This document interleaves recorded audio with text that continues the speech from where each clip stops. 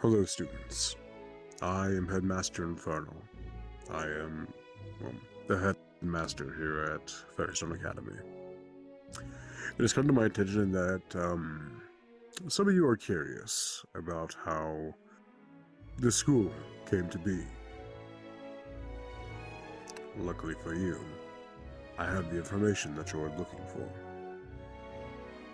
So, without any further ado, allow me to tell you the story of this place, this academy. Let's go back about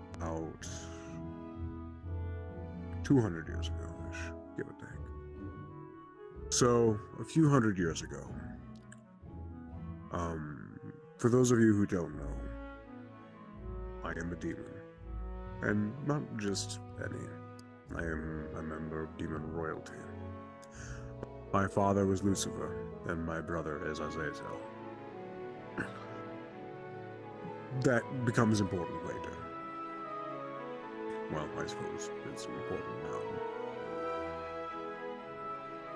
Way back, I was told that I would inherit my father's throne if anything were to happen to him. My father is the Lord of Pride.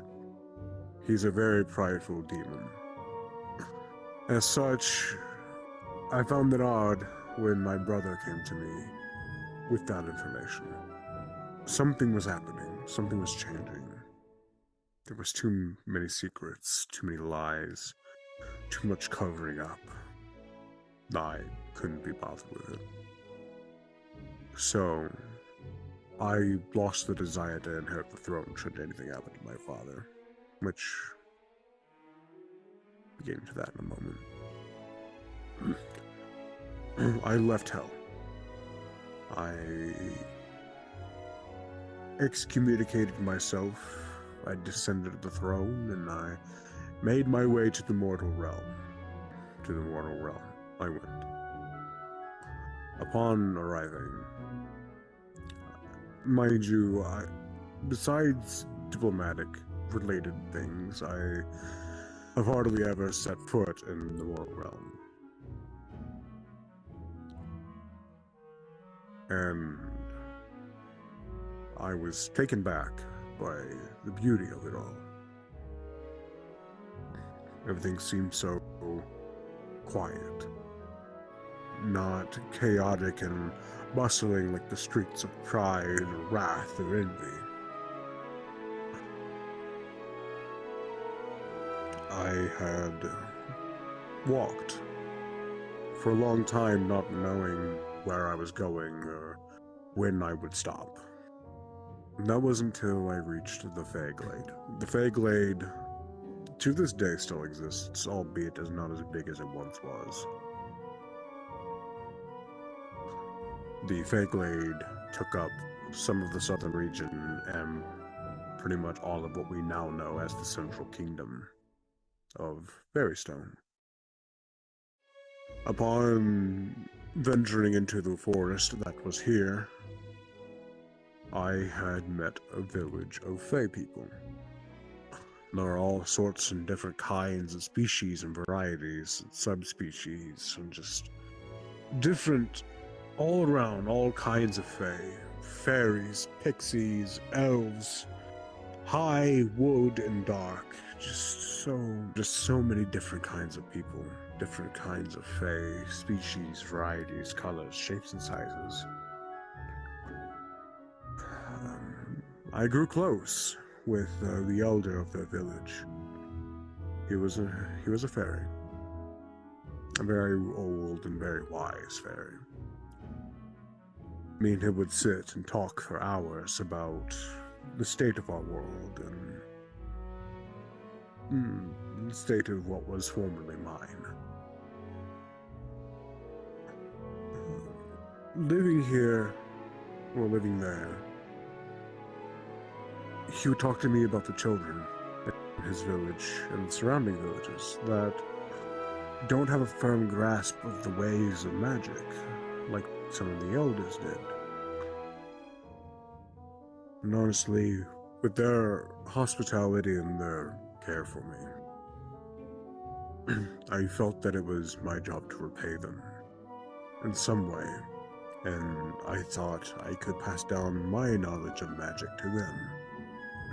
Not the infernal or dark arcane by any means, but the basics. Just how to use magic, how to control it, how to cast wards to fend off curses and harmful magic. Defense, as well as some offense, for that is very important. I taught a small class of about 9 children, and then eventually word got out that I was teaching the ways of magic. And dozens of children from each village would just gather around and just sit there and listen to me. We sparred, we wrote, so much happened. There were so many kids, we couldn't fit them all in the village. But we came up with an idea.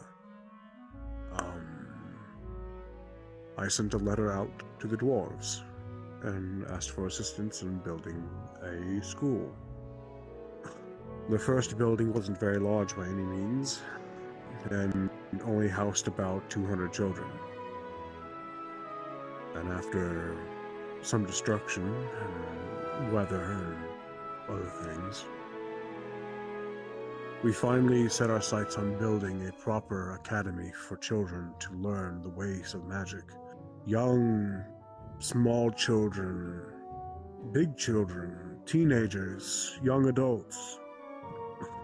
We had classes for every single one of them. A full faculty of great mages and sorcerers and warlocks who knew the way. Unfortunately, the elder fae that I had grown close to passed away before the school could be finished. But in his honor, I decided to name it Fairystone Academy. And it was around this school that the entire kingdom of Fairystone was built upon, in remembrance of him.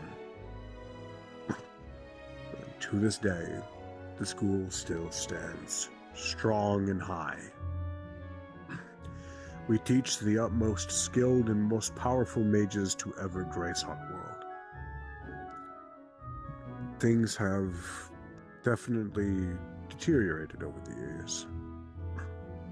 There's a lot that's changed. That is in part thanks to the Magic High Council. That is thanks to a lot of the worldly events that are transpiring around us now.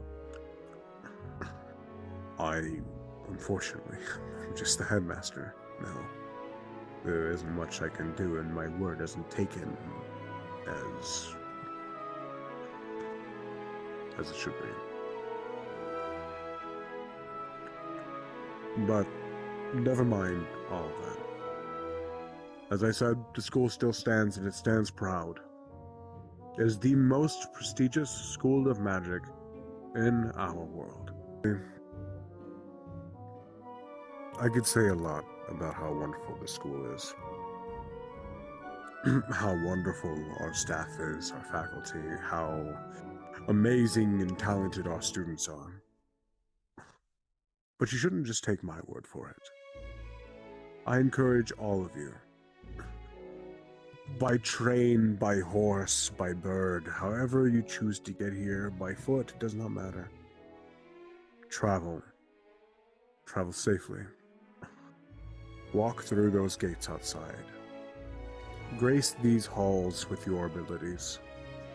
Make friends. Learn some magic. Because there is magic in us all. Thank you.